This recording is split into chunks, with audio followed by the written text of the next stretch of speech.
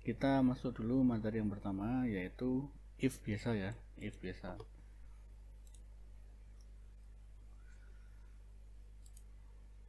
Oke, ini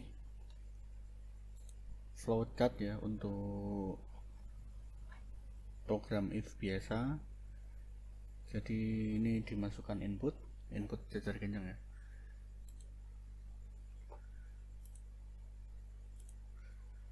Nah, dimasukkan input.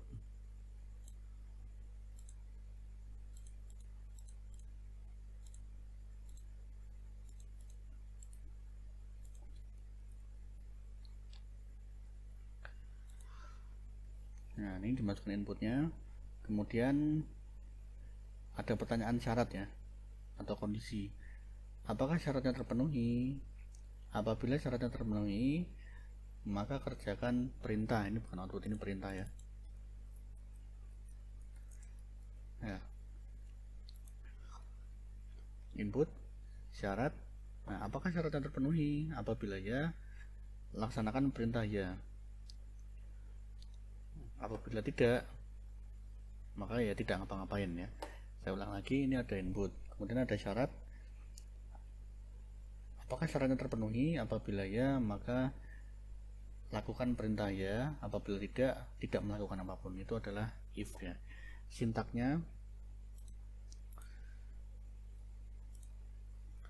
atau cara penulisannya ya, di MATLAB if spasi syarat ya, di enter, nanti otomatis seperti ini. Kemudian ini perintah ya. Nah, kemudian n. Nah, ini sintaknya adalah seperti ini.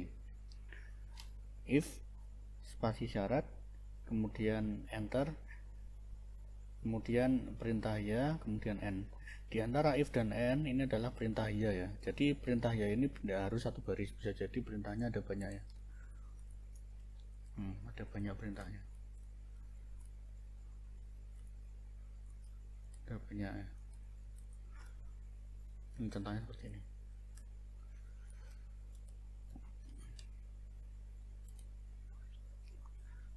Jadi if syarat kemudian perintah. Jadi antara if dan n ini adalah perintah dari program apabila syaratnya terpenuhi ya, kita coba aja di MATLAB ya.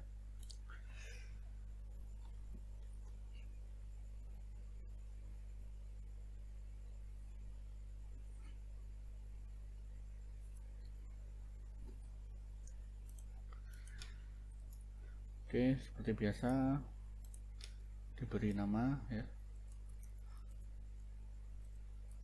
kemudian year CLC. Kemudian misalkan kita mau membuat program kelulusan mahasiswa ya, kelulusan mahasiswa. Jadi inputnya adalah nilai mahasiswa ya, nilai mahasiswa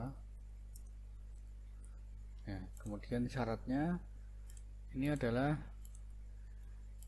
apabila nilai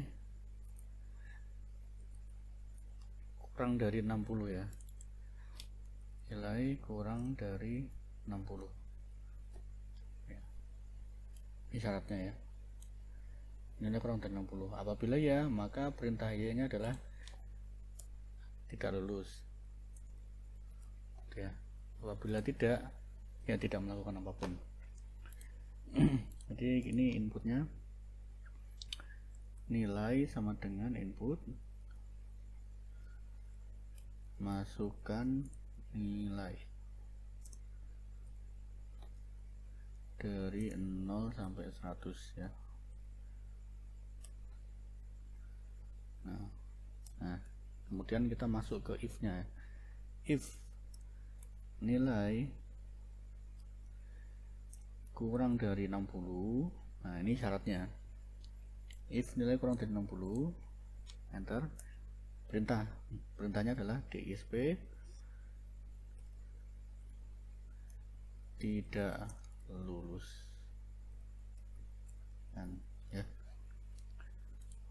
ini pokok bahasan kita yang pertama adalah ini ya, if biasa ya, if spasi syarat, enter, perintah, enter, n. Ini perintahnya tidak harus satu ya, bisa jadi dua, misalkan gini, tidak lulus, mengulang tahun depan. Nah misalkan gini ya, berarti perintahnya ada dua nih ya, tidak lulus, mengulang tahun depan gitu ya. Kita save.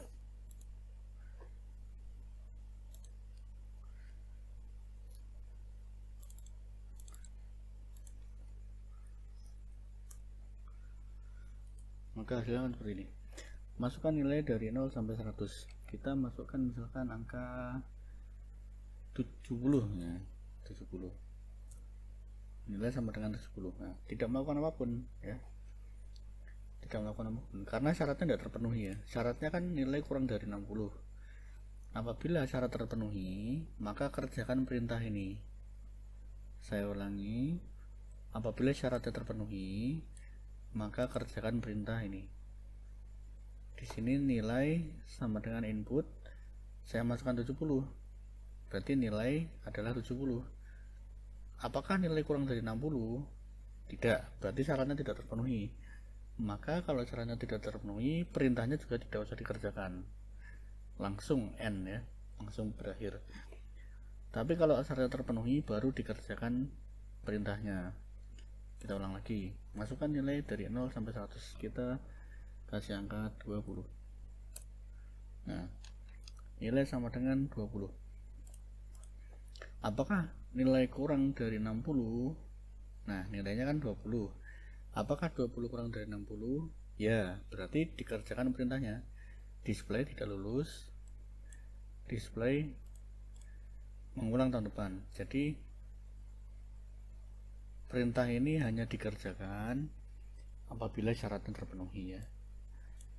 Itu adalah contoh program if yang sederhana, yaitu menyatakan orang tersebut lulus atau tidak lulus ya. Itu adalah contoh percabangan ya, contoh percabangan. Nah, percabangan itu maksudnya perintah ini belum tentu dilakukan ya. Perintah ini hanya dilakukan apabila syaratnya terpenuhi. Kalau tidak dilakukan. Jadi ada percabangan di sini ya. Ada yang ke sana, ada yang ke sana. Kalau terpenuhi berarti dilakukan, kalau tidak terpenuhi berarti lurus. Ini percabangan. Ya. Oke, itu pokok bahasan yang pertama, yaitu if biasa. Setelah ini kita akan membahas tentang if else. Stay tune di channel YouTube saya. Kita menuju contoh berikutnya.